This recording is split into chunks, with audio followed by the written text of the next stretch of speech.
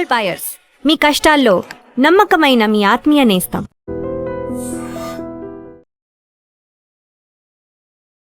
నమస్తే, నేను Kavitha. Welcome to I dream news and నిజాలు. బెంగాల్ కొత్త సీఎం సువేందు అధికారి 3D పాలసీతో అక్రమ చొరబాటుదారుల మీద ఇప్పుడు వేగం పెంచారు. Detect, delete, deport. ఎవరైతే బంగ్లాదేశ్ నుంచి ఇల్లీగల్గా భారతదేశంలోకి వచ్చారో వారందరినీ తరిమేసే ప్రక్రియ ఇప్పుడు వేగం పుంజుకుంది. అయితే అందుకోసం బీఎస్ఎఫ్ను, సిఆర్పిఎఫ్ను ఉపయోగిస్తున్నారు. ఇదే సిఆర్పిఎఫ్, బీఎస్ఎఫ్ గతంలో ఈ పని ఎందుకు చేయలేదు? ఈ పని చేయాల్సింది కేంద్ర ప్రభుత్వం కదా. ఎందుకని అప్పుడు నిష్క్రియ పర్వతం అనేది చూపించింది. మనతో పాటుగా ఉన్నారు సీనియర్ జర్నలిస్ట్ సురేష్ కొచ్చతిల్ గారు. సార్ నమస్తే. సో ఇప్పుడంతే ఇంత వేగంగా కిలోమీటర్ల కొద్దీ అక్కడ ట్రాఫిక్ జామ్ అనేది కనిపిస్తుంది. వెహికల్లలో లేకుంటే నడిచి వెళ్ళిపోతున్నటువంటి చొరబాటుదారులు అనేది కనిపిస్తోంది. ఎందుకని గతంలో ఇలాంటి ఒక వేగం చూపించలేదు? ఇదే పని డిపోర్ట్ చేసేటువంటి ప్రక్రియ గతంలో ఎందుకు జరగలేదు? ఒకటి, మీరు చెప్పిన 3Dలో ఫస్ట్ 2D చేయాల్సింది state government. Deport, delete. Detect and delete. Deport is BSF పని. వీళ్ళు చేయాల్సింది ఏంటంటే అది ప్రతి స్టేట్లో ఉంది. It is not restricted only West Bengal. మీరు బిలీవ్ చేయదు, తమిళనాడులో హోల్డింగ్ సెంటర్స్ ఉంది. అది ఇనిషియలీ సెటప్ చేసిన శ్రీలంకన్ తమిళ్స్ని అక్కడ ఉంచుకోవడానికి క్యాంప్స్లో, because they are not Indian citizens. అప్పుడే రాజీవ్ గాంధీ గారు హత్య చేసిన తర్వాత there was a huge security scare ఉండే శ్రీలంక నుంచి. చాలామంది శ్రీలంకన్ తమిళ్స్ వచ్చి సెటిల్ అయిపోయారు తమిళనాడులో. వాళ్ళు ఎక్కడ మాయమైపోయారు తెలియదు అని చెప్పేసి. Something very similar to Bengal. మాట్లాడడం ఒకటే లాగుంటుంది, కానీ శ్రీలంక నుంచి వచ్చిన తమిళ్స్కి ఒక సిన్హలీస్ యాక్సెంట్ ఉంటుంది. ఈవెన్ బంగ్లాదేశ్ నుంచి వచ్చిన బెంగాలీ, మీరు ఇక్కడ మాట్లాడిన మొన్న నాకు ఫుడ్ డెలివరీ చేసిన ఒక అబ్బాయి ఉన్నాడు. అని ఈజీగా పట్టుకున్నాను నేను. ఈ came to deliver food and నేను ఫుడ్ తీసుకుంటున్నప్పుడు అడిగాను, ఆ పేరు చూస్తే బెంగాలీ పేరు. నేను అడిగాను ఎక్కడి నుంచి అంటే, అన్నాడు నేను బెంగాల్ నుంచి అన్నాడు. But way he spoke I said this is not Bengali, this is భాష, which is the Bengali. Bengali అది అక్కడ బంగ్లాదేశ్ నుంచి మాట్లాడితే బెంగాలీ ఇస్ భాష, నాట్ బెంగాలీ. పట్టుకున్నాను. ఆయన with in minutes he disappeared. అంటే బ్యాక్గ్రౌండ్ చెక్ కూడా జరగట్లేదు. ఇప్పుడు మీరు అడిగిన ప్రశ్నకి అప్పుడు ఎందుకు జరగలేదు, ఇంకొక ప్రశ్న కూడా అడగవచ్చు. వీళ్ళు అందరూ లాస్ట్ ఒక 30-40 సంవత్సరాల్లో బార్డర్ క్రాస్ చేసి ఇండియాకి వచ్చారు. కొంతమంది అయితే బిఫోర్ 2000, కొంతమంది బిట్వీన్ 2000 and 2010, అండ్ లాస్ట్ ఒక 2-3 సంవత్సరాల్లో ఒక 2-3% ఉంటుంది. చాలా తగ్గిపోయింది. ఇనిషియలీ బీఎస్ఎఫ్ని మీరు కూడా బ్లేమ్ చేయొచ్చు. ఎందుకంటే వాళ్ళకి ఒకటి ఫెన్సింగ్ లేకుండే. మీరు ఎంత పెట్రోల్ చేస్తారు? ఈ తొరగబాటులందరూ వీరందరూ రాత్రిపూట they will get in to the country అన్నమాట. రాత్రిపూట వీళ్ళు బార్డర్ క్రాస్ చేసి దేశాల్లో ఎంటర్ అవుతారు. ఇది డిటెక్ట్ ఎట్లా చేస్తారు? మీ దగ్గర ఫెన్సింగ్ ఉంటేనే మీరు చేయొచ్చు. ఫిజికల్ ఫెన్సింగ్ లేదు. చాలా చోట్లలో రివర్స్ ఉంది, చిన్న చిన్న చెరువులు ఉన్నాయి, రివర్స్ ఉంది, లేక్స్ ఉన్నాయి. దాని నుంచి కూడా దూరం వస్తారు. ఈ బంగ్లాదేశ్ ఏజెంట్లకి 10,000 నుంచి 15,000 రూపాయలు ఇచ్చి వాళ్ళు బంగ్లాదేశ్ టాకా ఇచ్చి బంగ్లాదేశ్ కరెన్సీ ఇచ్చి ఇండియాకి వస్తారన్నమాట, తీసుకొస్తారు. ఇక్కడ తీసుకొచ్చిన తర్వాత కమ్యూనిస్ట్ పార్టీ టైం నుంచే, ఇప్పుడు కాదు, మేము talking of Siddharth Shankar ray government, Congress government పడిపోయిన తర్వాత ఆ టైంలో కూడా జరిగింది అనుకోండి. దాని తర్వాత కమ్యూనిస్ట్ వాళ్ళు వచ్చిన తర్వాత ఒక పాలసీ అయిపోయింది, స్టేట్ పాలసీ అయిపోయింది, దాట్ వీళ్ళని మనకు ఓట్ బ్యాంక్గా కన్వర్ట్ చేసుకోవాలని. ఇది దేశంలో చాలా రాష్ట్రాల్లో జరిగింది, కానీ బెంగాల్, అస్సాంలో దీని మ్యాక్సిమం ఇంపాక్ట్ ఉండే. ఆ టైంలో జార్ఖండ్, బీహార్ వాజ్ ఓన్లీ బీహార్, కానీ Jharkhand shares a border with West Bengal. So చాలామంది మీరు చూసుంటారు, బార్డర్ డిస్ట్రిక్ట్స్ ఆఫ్ జార్ఖండ్లో ముస్లిం పాపులేషన్ పెరిగింది. I'll give you data for that. అది కాకుండా మీరు మొన్న జరిగిన బంగ్లాదేశ్ ఎలక్షన్స్ గుర్తిస్తే జమైతే ఇస్లామీ, వాడి దగ్గర ఉన్న హార్డ్ కోర్ ఇస్లామిస్ట్ గ్రూప్, వాళ్ళు గెలిచిందంతా the districts bordering West Bengal. వాళ్ళు ఢాకా వైపో లేకుంటే చిట్టగాంగ్ వైపో వాళ్ళు గెలవలేదు, only along the border districts. అంటే ఒక కామన్ అఫినిటీ ఉందన్నమాట. దీనికి కూడా ఒక బ్యాక్ స్టోరీ ఉంది. యాక్చువల్లీ ఈ బంగ్లాదేశ్కి డబ్బులు పంపించింది మన శారదా చిట్ ఫండ్ స్కామ్ నుంచి మొదలవుతుంది. అప్పుడు అక్కడ ఉన్న బంగ్లాదేశ్ ఫారెన్ మినిస్టర్ భారతదేశానికి ఒక లెటర్ రాశారు షేక్ హసీనా టైంలో, సేయింగ్ దట్ ఈ శారదా చిట్ ఫండ్ స్కామ్ నుంచి టీఎంసీ అనే ఒక పార్టీ వాళ్ళు మీ దగ్గర ఇక్కడున్న జమైతే ఇస్లామీకి డబ్బులు పంపిస్తున్నారు, దానితోని వాళ్ళు ఇక్కడ పెద్ద ఒక ఏం చెప్తారు రైట్స్ క్రియేట్ చేస్తున్నారు, సిచ్యువేషన్ క్రియేట్ చేస్తున్నారు, యూ ప్లీజ్ టేక్ యాక్షన్ అని చెప్పి Bangladesh foreign minister Indian foreign మినిస్టర్కి రాశారు. ఆ టైంలో యాక్షన్ ఏం తీసుకోలేదు. It was very very clear. Mamata Banerjee వాళ్ళ పార్టీ ఆమెకు డైరెక్ట్గా తెలియకుండా నడవదు ఇదంతా. లాడ్ ఆఫ్ దమ్ మాషాద్, ఇది ముర్షిదాబాద్, మాల్డా, 24 పర్గనాస్, సిలిగుడి ఈ ఏరియాస్లోనే ఇదంతా జరుగుతుండే. మీకు ఒక ఎగ్జాంపుల్ ఇస్తాను కవిత గారు, ఎందుకంటే మనం నంబర్తోనే మాట్లాడాలి. ఇప్పుడు 2026 సెన్సస్ నడుస్తుంది, ఇంకా 27 రిజల్ట్ వచ్చాక 28 అయిపోతుంది. 1951 మన రిపబ్లిక్ అయిన తర్వాత ఫస్ట్ సెన్సస్ జరిగింది. అప్పుడు హిందువుల పాపులేషన్ భారతదేశంలో 84.10, 84% హిందువుల పాపులేషన్. ముస్లిం పాపులేషన్ ఆ టైంలో 9.8. ఇప్పుడు మనం 2011కి వస్తాం. అంటే హిందువులు 84% ఉన్న హిందువులు 1951లో తగ్గి 79.8కి వచ్చారు. యూజువలీ మన ఫర్టిలిటీ రేట్ చూస్తే 2 పిల్లలు ఉంటే కూడా పాపులేషన్ ఇంక్రీజ్ కావాలి. 3 to 4% తగ్గింది హిందూ పాపులేషన్. దానికి చాలా కారణాలు ఉండొచ్చు. చాలామంది 1 చైల్డ్ పాలసీ ఫాలో చేస్తారు, న్యూక్లియర్ ఫ్యామిలీస్, ఒకటో అబ్బాయి ఒకటో అమ్మాయి చాలని చెప్పి పాలసీ ఉంది. కానీ ముస్లిమ్స్ దగ్గర ఫర్టిలిటీ చూస్తే వాళ్ళది ఎప్పుడు 3 నుంచి 4 నుంచి 5 నుంచి 6 దాకా వెళ్తుంది. 6 పిల్లల దాకా మినిమం ఉంటుంది వాళ్ళ దగ్గర.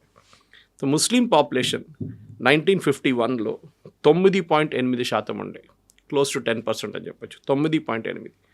అది 2011కి సెన్సస్ జరిగినప్పుడు లాస్ట్ సెన్సస్ 14.2% పెరిగింది. అంటే హిందూ పాపులేషన్ 4% తగ్గింది, 4.3. ముస్లిం పాపులేషన్ 4.4% పెరిగింది. Course Christians, Sikhs, Buddhist, Jains అందరు పాపులేషన్ తగ్గింది along with Hindus. But Muslim population ఒకటే పెరిగింది. దీనికి 2 కారణాలు ఉండొచ్చు. ఒకటి ఫర్టిలిటీ లెవెల్, నేను చెప్పాను చూడండి, పిల్లలు ఎక్కువ అనుకుంటే దానికోసం పాపులేషన్ పెరుగుతుంది వాళ్ళది. రెండవది ఇన్ఫిల్ట్రేషన్, అంటే బంగ్లాదేశ్ నుంచి పారిపోయి చొరబాటులో మన దేశానికి వచ్చారు. దాని తర్వాత బంగ్లాదేశ్ నుంచి వాళ్ళు చాలా మటుకు, మొన్న ఒక ఇంటర్వ్యూలో ఐ థింక్ ఇండియా టీవీ అనుకుంటా, వాళ్ళు ఇంటర్వ్యూ చేస్తున్నారు బెంగాల్ బార్డర్ నుంచి, ముర్షిద్ క్యాంప్ దగ్గర నుంచి. వీళ్ళందరూ వెయిట్ చేస్తున్నారు క్రాస్ చేయడానికి. కొందరు మాట్లాడితే that fellow was in Kerala, working in Kerala అంట, ఒక రెస్టారెంట్లో. అక్కడ కేరళలో బెంగాలీ నిండిపోయారు. పూజా టైంలో అక్కడ రెస్టారెంట్లు క్లోజ్ చేస్తారు, హోటల్స్ క్లోజ్ చేస్తారు, ఎందుకంటే పనిచేయడానికి ఎవరు వాళ్ళందరూ బెంగాల్కి వెళ్ళిపోతారు ఆ టైం. అక్కడి నుంచి అంటే ఎక్కడ దాకా వీళ్ళు చేరుకున్నప్పుడు హైదరాబాద్లో కూడా డెఫినెట్గా దే విల్ బి మినిమం, నా అంచనా ప్రకారం ఒక 10 నుంచి 30,000 మంది బంగ్లాదేశీయులు హైదరాబాద్లో ఉంటారు. కానీ ఇక్కడ ఇల్లీగల్గా ఇక్కడున్న గవర్నమెంట్ యాక్షన్ తీసుకోరు. ఎందుకంటే వాళ్ళు ఫస్ట్ ఏం చేస్తారు, రాగానే ఒక ఆధార్ కార్డ్ సంపాదించుకుంటారు డబ్బులు ఇచ్చి, దాని తర్వాత ఓటర్ ఐడి కార్డు తెచ్చుకుంటారు, దాని తర్వాత ఏం చెప్తారు మిగతా డాక్యుమెంట్ రేషన్ కార్డు కూడా తెప్పించుకుంటారు. ఇదంతా ఇంటర్లింక్డ్. ఇది దానికోసం మీరు చూస్తున్నారు తెలంగాణలో మన పాపులేషన్ కన్నా ఎక్కువ వైట్ రేషన్ కార్డులు ఉన్నాయి మన దగ్గర. అది one of the main indicators is that there is lot of fraud in the system అనమాట. ఎనీవే, సో ఈ పాపులేషన్ మీకు ఒక ఎగ్జాంపుల్ ఇచ్చాను, ఇది జరిగిందని. వెస్ట్ బెంగాల్లో ఇప్పుడు కాదు, నేను చెప్పిన మాటకు కమ్యూనిస్ట్ హయాం నుంచి జరిగింది. మమతా బెనర్జీ టైంలో దాన్ని ఎంకరేజ్ చేశారు.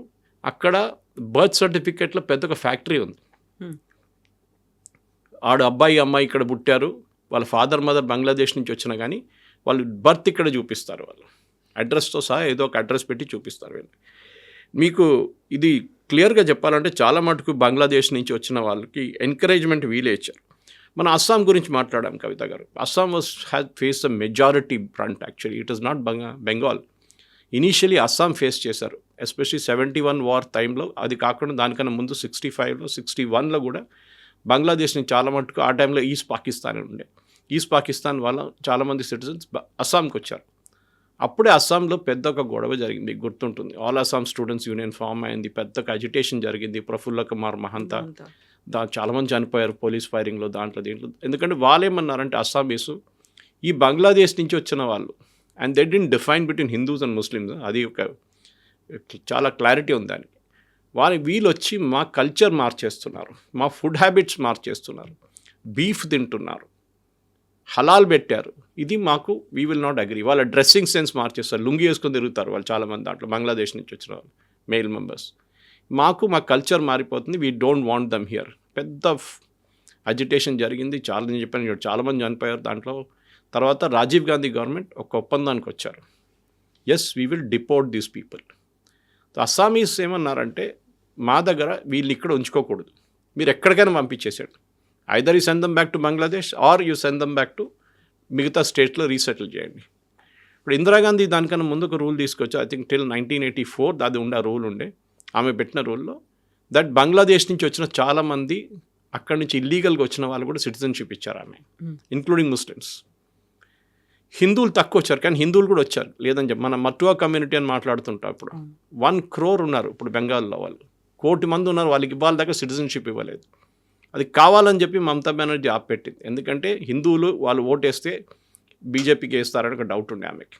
ఇన్ఫ్యాక్ట్ మటువా కమ్యూనిటీ ఇచ్చి ఒక మినిస్టర్ కూడా ఉన్నారు యూనియన్ క్యాబినెట్లో ఇప్పుడు, మోదీ క్యాబినెట్లో. సో మన అస్సాం చూద్దాం. అస్సాంలో again will go back to 1961 second census. Hindu population 69.75% ఉండే 1961లో. 2011కు వచ్చేటప్పుడు అది తగ్గి 61% అయిపోయింది, 61.46, డ్రాప్ ఆఫ్ 11.87%. 11.87% మైనస్ అయిపోయింది పాపులేషన్. అదే టైంలో ముస్లిం పాపులేషన్ 61లో 24.70. ఇదంతా ఈ నార్దర్న్ అస్సాం డిస్ట్రిక్ట్స్లో ఉంటుంది. మన ఏఐయుడిఎఫ్ బద్రుద్దీన్ అజ్మల్ వాళ్ళ పార్టీ అదే ఏరియాలో స్ట్రాంగ్గా ఉంటారు. ఈవెన్ ఎంఐఎం పోటీ చేశారు ఈసారి అలయన్స్లో అక్కడి నుంచి. తో ముస్లిం పాపులేషన్ 1961లో అస్సాంలో 24.7% ఉన్నది. 2011కి వచ్చేదాకా 34.22, అంటే 24% నుంచి 34% పెరిగింది. అంటే ఇట్ ఇంక్రీస్డ్. మీరు చూడాలి యాక్చువల్ పాపులేషన్ ఇంక్రీస్ విత్ 38.44. ఇప్పుడు జరిగిన దాంట్లో గ్రోత్ 10% గ్రోత్ ఉంది వీళ్ళది. ఎట్లా జరుగుతుంది? ఎంత పాపులేషన్ ఇంక్రీజ్ ఎట్లా అయింది? ఇది మనం అడగాల్సింది అనమాట. సో ఇది చాలా అదే టైంలో క్రిస్టియన్ పాపులేషన్ తగ్గింది అస్సాంలో, ఎందుకంటే వీళ్ళందరూ నార్త్ ఈస్ట్కి వెళ్ళిపోయారు, మిగతా స్టేట్స్కి వెళ్ళిపోయారు. సో హిందూ పాపులేషన్ తగ్గడం 11% తగ్గడం, ముస్లిం పాపులేషన్ 11%, ఆల్మోస్ట్ 10.87 పెరగడం. How is it possible? Illegal migration. మీరు ఫర్టిలిటీ లెవెల్ తీసుకురాలేరు, తీసుకొస్తే కూడా మ్యాక్సిమం 4%, 3 to 4% పెరుగుతుంది పాపులేషన్ మీది. డికెడల్ పాపులేషన్ అంటారు, అంటే ఒక సెన్సస్ నుంచి నెక్స్ట్ సెన్సస్కి వెళ్ళేటప్పుడు యూజువల్లీ ఒక 3% పెరుగుతుంది పాపులేషన్. కానీ హిందూ పాపులేషన్ తగ్గిపోతుంది కంటిన్యూస్గా, బికాస్ మనం పాపులేషన్ కంట్రోల్ తీసుకొచ్చాం. ఇందిరాగాంధీ టైం నుంచి హమ్దో హమారే దో అని ఒక కాన్సెప్ట్ తీసుకొచ్చాం. దాని తర్వాత న్యూక్లియర్ ఫ్యామిలీ అయిపోయింది, ఇప్పుడు సింగిల్ చైల్డ్ పాలసీ అయిపోయింది. కానీ మీరు ఇది కేరళలో కూడా చూస్తారు. కేరళలో ఎప్పటి నుంచో పాపులేషన్ తగ్గిందని మనకు అందరూ తెలుసు. They gone below the fertility level.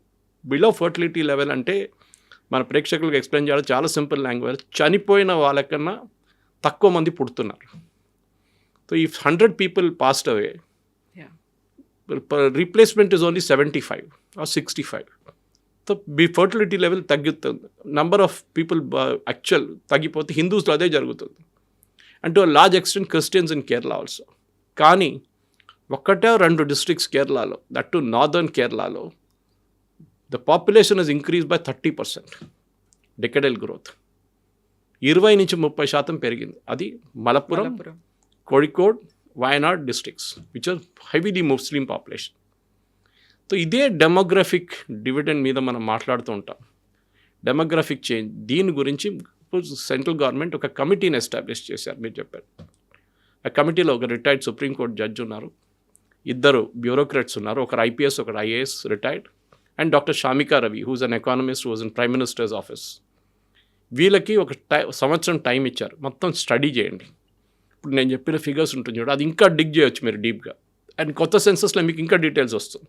బహుశా వాళ్ళకి ఇంకో 6 months ఎక్స్టెన్షన్ కూడా ఇవ్వచ్చు. How is this change happening? మనం మణిపూర్ గురించి మాట్లాడుతున్నాం, కుకీస్ అంటాం మనం. అక్కడ ఒరిజినల్ ఇన్హాబిటెంట్స్ ఆఫ్ మణిపూర్ ఎప్పటి నుంచో 500 నుంచి 600 సంవత్సరాలు, even before British time, were Meiteis Hindus. వాళ్ళు ఇంఫాల్ వ్యాలీలో ఉంటారు వాళ్ళు మోస్ట్లీ 90%. కానీ ఆ టైంలో బర్మా, ఇప్పుడు మయన్మార్, అప్పుడు బర్మా నుంచి వచ్చిన పాపులేషన్ అక్కడి నుంచి చాలామంది బర్మా నుంచి మైగ్రేట్ అయ్యి భారతదేశానికి వచ్చారు ఇల్లీగలీ. ఆ టైంలో బార్డర్ ఫెన్సింగ్ లేదు, ఏం లేదు. అక్కడ ఫెన్సింగ్ కూడా పెట్టలేరు మీరు ఎక్కువ, ఎందుకంటే అన్ని అండ్యులేటింగ్ ఏరియాస్ ఉంటుంది, ఇట్లా మౌంటైన్స్గా ఉంటున్నాను.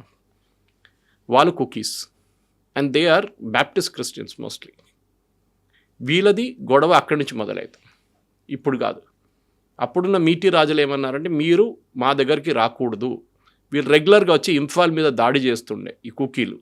దాన్ని ఆపడానికి ఏం చేశారు, మీటీ రాజులు నాగాస్ని తీసుకొచ్చారు, నాగాలాండ్ నుంచి తీసుకొచ్చి నడుమిట్లో పెట్టారు.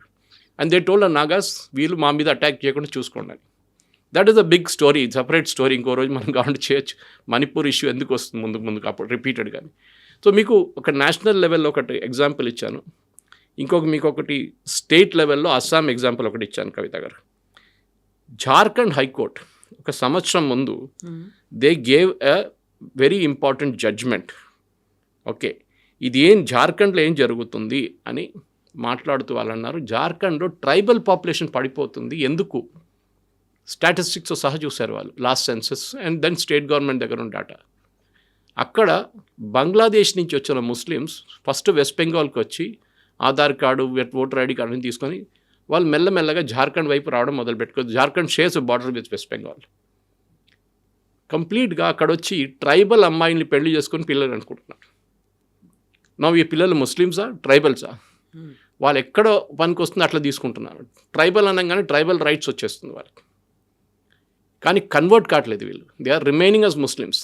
భర్తలు ముస్లిమ్స్గానే ఉండిపోతున్నారు, అమ్మాయిల్ని ట్రైబల్గా ఉంచుకుంటున్నారు. పాసిబ్లీ స్పెషల్ మ్యారేజ్ యాక్ట్ కింద వస్తుందేమో అది.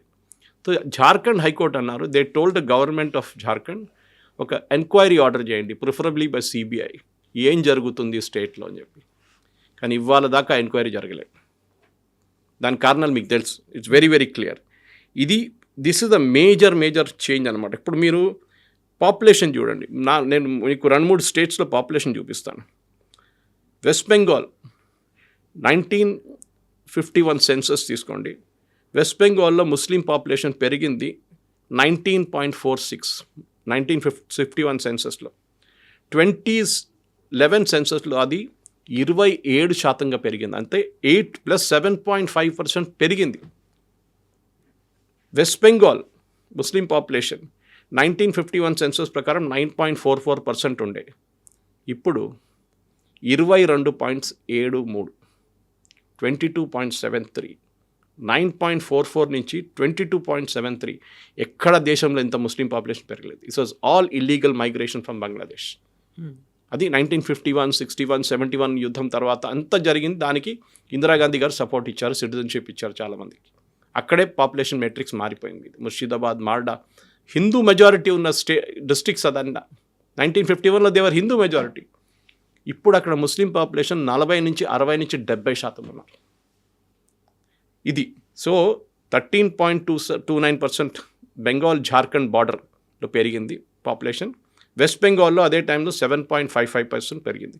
So Jharkhand also is a new axes దీంట్లో. ఇది సెంట్రల్ గవర్నమెంట్ కూడా చాలా క్లియర్గా వాళ్ళకి తెలిసిపోయింది. దానికోసం అమిత్ షా గారు 1-2 మేజర్ ఆర్డర్, ఒకటి కమిటీని కాన్స్టిట్యూట్ చేశారు. నెక్స్ట్ వన్, బార్డర్ దగ్గర ఉన్న 50 కిలోమీటర్ దాకా ఉన్న ఏ ఇల్లీగల్ కన్స్ట్రక్షన్ ఉన్నా దాన్ని కొట్టుపడేమన్నారు.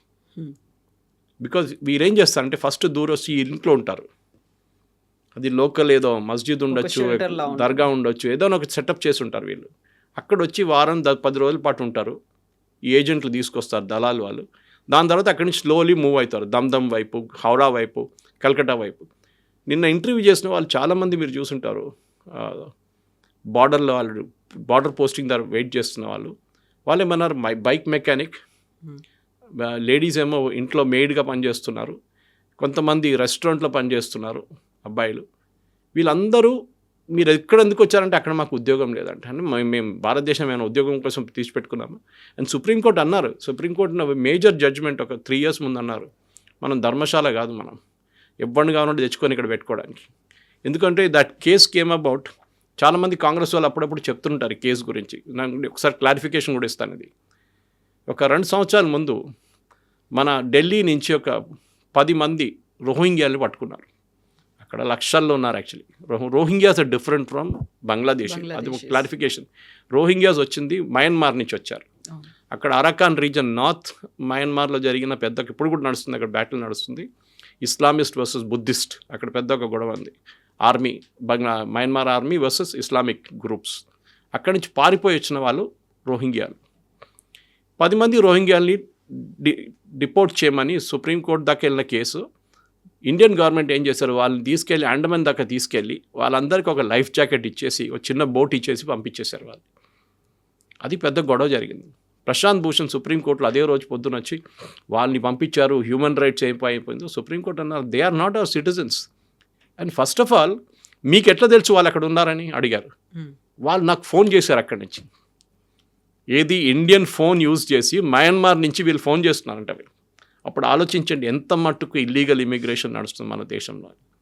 ఎనీవే, ఇప్పుడున్న దాంట్లో మనం చాలా క్లారిటీగా వచ్చేసింది ఏంటంటే యూనియన్ గవర్నమెంట్ చాలా స్ట్రిక్ట్గా తీసుకున్నారు. సువేందు అధికారి నేను అన్నారు వీళ్ళని తీసుకొచ్చి పోలీస్ స్టేషన్లో పెట్టి కేసు రిజిస్టర్ చేసి జైలుకి పంపించి ఏమొద్దు. ఒక చట్టం ఉంది వెస్ట్ బెంగాల్లో, that is applicable to all border states. ఏంటది, మీరు ఎవరైనా ఇల్లీగల్ ఇమిగ్రెంట్ని పట్టుకుంటే 2 ఆప్షన్స్ ఉన్నాయి. ఒకటి హోల్డింగ్ సెల్ అని ఒకటి ఉంటుంది, జైలు కాదు, ఒక హౌస్ అరెస్ట్ లాగా ఒక పెద్ద కాంపౌండ్లో 10-20 శ్రీలంకన్ టైంలో జరిగింది అది, సేమ్ థింగ్ హ్యాపెన్. ఇప్పుడు కూడా ఉంది అది తమిళనాడులో. హోల్డింగ్ క్యాంప్ ఉంటుంది, ఆ హోల్డింగ్ క్యాంప్లో వీళ్ళని ఉంచుకుంటారు. అక్కడ it is better than a jail, ఫ్యామిలీస్గా ఉండొచ్చు.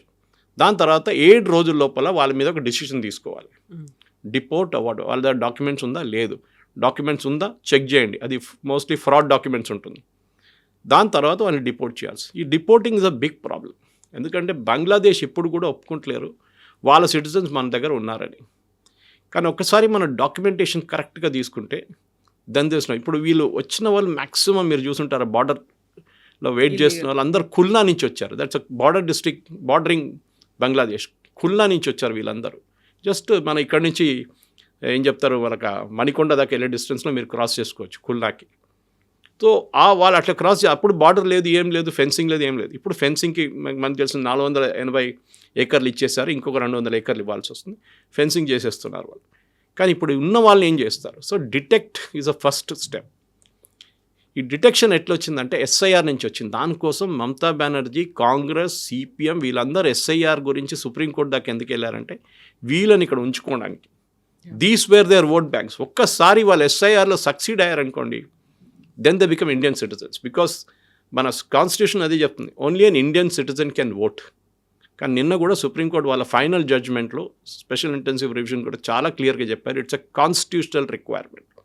మన కాన్స్టిట్యూషన్లో రాసి పెట్టారు ఇది, that they should be a regular SIR. Actually 10 సంవత్సరాలకు ఒక ఎస్ఐఆర్ చేయాలి, కానీ మన దగ్గర చేయలేదు. దానికి చాలా కారణాలు ఉన్నాయి. ఇప్పుడు ఒకటేసారి చేసినప్పుడు ఏమైందంటే 1 కోటి మంది దాకా వెళ్ళిపోయారు లిస్ట్ నుంచి. అండ్ 1 కోటి మందే ఇప్పుడు ఎక్కడ ఉన్నారు. దాంట్లో ఫస్ట్ స్టెప్ ఏం చేశారు, సువేందు అధికారి మొన్న వీళ్ళకి అన్నపూర్ణ స్కీమ్ అని చెప్పి ఒక స్కీమ్ ఉంది వెస్ట్ బెంగాల్. లేదు, that is food. In Bengal it is other way around. Annapurna there is 3000 rupees మహిళలకి ఇస్తారు పర్ నెల. మమతా బెనర్జీ 1500 ఇస్తుండే. ఇప్పుడు సువేందు అధికారి గవర్నమెంట్ వచ్చిన తర్వాత వీళ్ళు డేటా మ్యాచ్ చేసి చూశారు. ఇప్పుడు ఈజీ కదా మీకు, కంప్యూటరైజేషన్ ఉన్నప్పుడు డిలీటెడ్ డేటా ఎలక్షన్ కమిషన్ దగ్గర నుంచి మినిస్ట్రీ ఆఫ్ హోమ్ అఫేర్స్కి వెళ్ళింది. నిన్న సుప్రీంకోర్టు చెప్పారు మళ్ళీ దట్ ఎలక్షన్ కమిషన్ ఈ డేటా మొత్తం మినిస్ట్రీ ఆఫ్ హోమ్ అఫేర్స్కి హ్యాండ్ ఓవర్ చేయండి, ఎవరెవరిని డిలీట్ చేశారు లిస్ట్ నుంచి అని చెప్పేసి. అక్రాస్ ద కంట్రీ మినిమం 12 కోట్ల మంది లిస్ట్ నుంచి తీసేశారు కవిత గారు. మన పాపులేషన్ 140 కోట్లు కాదు, 130 కోట్లే. ఈ 10 కోట్ల మంది బంగ్లాదేశ్ నుంచి వచ్చిన వాళ్ళు, కొంతమంది చనిపోయిన వాళ్ళు ఉన్నారు, duplicate voters and all that. So అంతా తీసేసి 130 కోట్లే మన పాపులేషన్ యాక్చువల్లీ. అది సెన్సస్లో తెలిసిపోతుంది చాలా క్లియర్గా. కానీ ఇప్పుడు ఈ సెన్సస్లో జరిగే ఎస్ఐఆర్ ప్రాసెస్లో తీసేసిన వాళ్ళది అన్నపూర్ణ స్కీమ్లో క్రాస్ మ్యాచ్ డేటా చెక్ చేస్తే దాంట్లో 30% మహిళలు చనిపోయిన వాళ్ళు, వాళ్ళ పేరు మీద ఎవరో బెనిఫిట్ తీసుకుంటున్నారు. ఎవ్రీ మంత్ 1500 వస్తున్నాయి వాళ్ళకి, వాళ్ళ బ్యాంక్ అకౌంట్లో పడుతుంది. అంటే బ్యాంక్ అకౌంట్ ఎవరు ఓపెన్ చేశారు అంటే జన్ధన్ స్కీమ్లో ఫేక్ డాక్యుమెంట్స్ ఇచ్చి చేసుకున్నారు.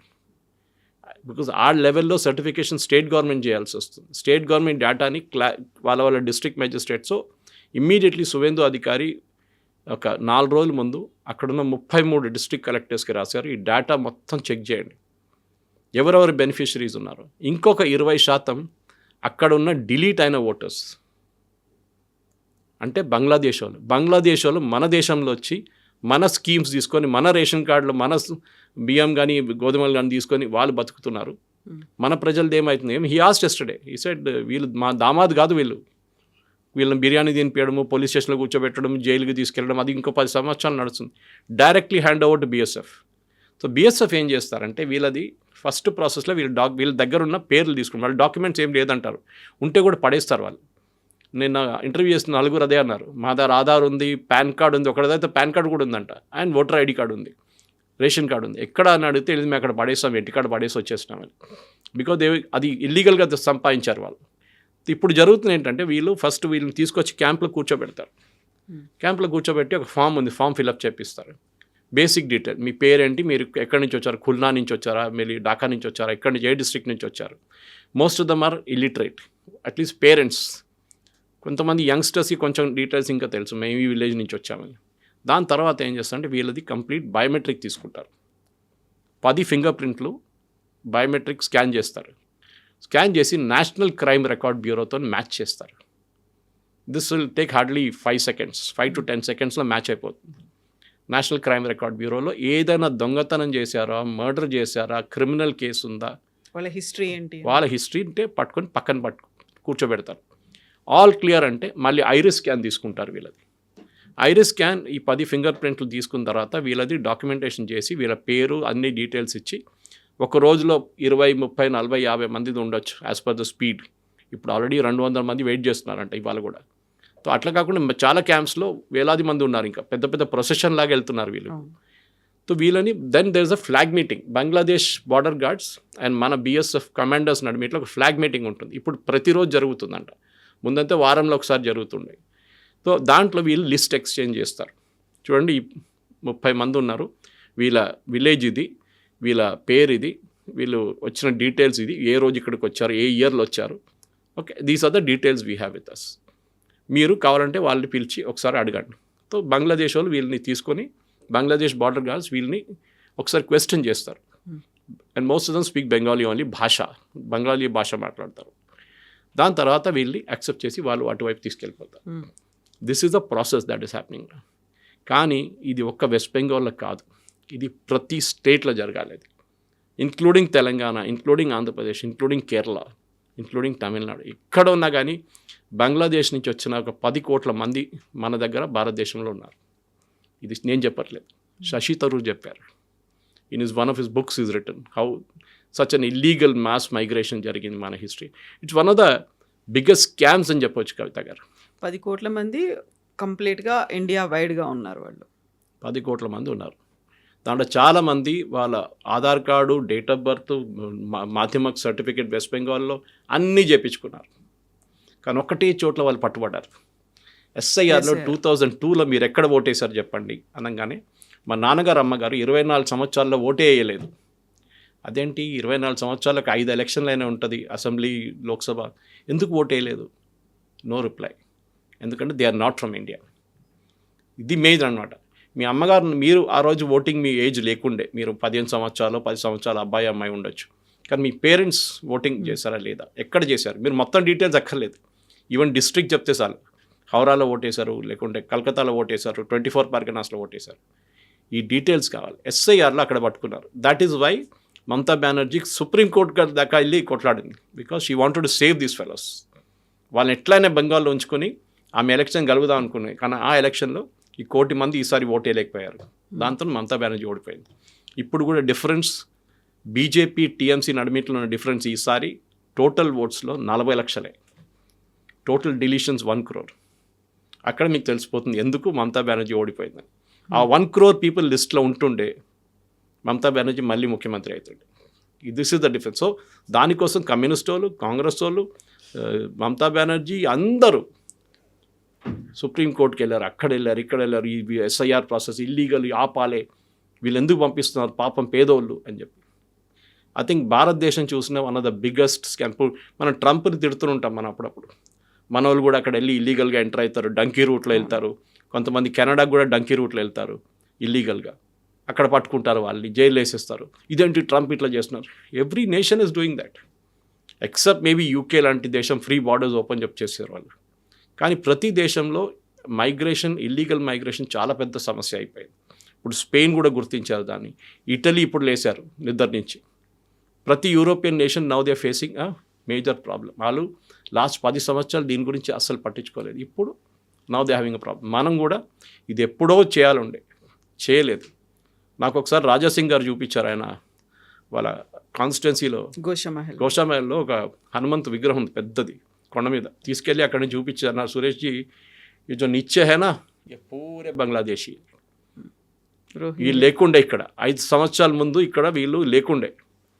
రాజస్థానీ లోడ్ కమ్యూనిటీ వాళ్ళు ఉంటుండే ఇక్కడ. ఈజ్ ఫ్రమ్ రాజస్థాన్, వాళ్ళ కమ్యూనిటీ లోడ్ కమ్యూనిటీ. మన గణేష్ విగ్రహం తయారు చేయడం అంతా చేస్తారు ఆ ఏరియాలో, దూల్పేట ఏరియా. వీళ్ళందరూ వచ్చారు ఇప్పుడు కొత్తగా. వీళ్ళని ఓటర్ లిస్ట్లో వేయడానికి ట్రై చేస్తున్నారు ఇక్కడ ఉన్న ఎంఐఎం వాళ్ళు. ఆలోచించండి, అప్పుడు ఎంతమందిని హైదరాబాద్ మీరు పట్టుకొచ్చారు. It's very easy. కానీ వీళ్ళేం చేస్తారంటే, మీరు పెద్ద ముందు బెంగాల్ కాకుండా వాళ్ళు చిన్న సిటీస్కి వెళ్ళిపోతారు, అక్కడి నుంచి ఊర్లకి వెళ్ళిపోతారు. ఊర్లలో మీరు ఎక్కడ చెక్ చేస్తారు? You will think is a Bengali. అదే మన పోలీస్ సెటప్లో, ఇంటెలిజెన్స్ సెటప్లో చాలా డీటెయిల్డ్గా ప్రతి పౌరాన్ని, సుప్రీంకోర్టు నుంచి ఇప్పుడు వస్తుంది చూడండి, ఇట్లా come already home ministry orders issue చేశారు. అది పట్టించుకోకపోతే హోమ్ మినిస్ట్రీ దిగుతారు డైరెక్ట్ ఈ గేమ్లో. కానీ జరగాల్సింది డెఫినెట్గా. Yes, sir. Thank you so much, sir. Thank you.